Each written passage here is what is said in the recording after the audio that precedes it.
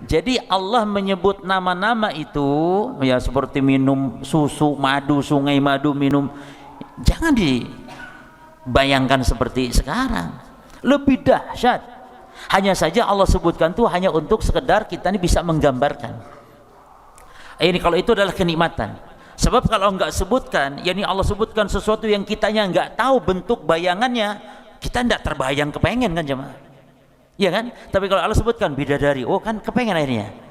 Kayak gimana? Oh di dunia koyo ngono cantiknya misalnya ya. Apalagi di surga nanti lebih lagi.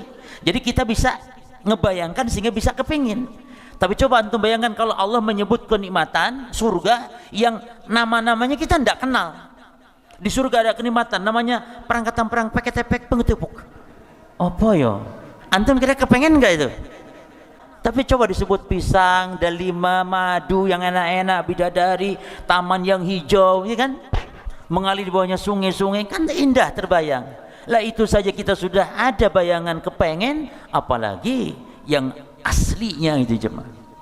Maka hatta bidadari, antum jangan bayangkan siapa artis yang paling cantik. Ndak jauh-jauh jemaah. Bidadari tidak seperti itu. Bahkan digambarkan bidadari itu para jemaah, dalamannya itu kelihatan. Yani kalau kaki itu di dalam kulit, di dalam dagingnya itu kelihatan. Tapi antum jangan malah kalau di dunia bayangkan, wedi aku itu lah kuntilanak nengok ini. Jadi jemaah bidadari itu jemaah ya, tulang-tulangnya dalamnya itu kelihatan, tembus pandang. Tapi di situ nanti itu keindahan.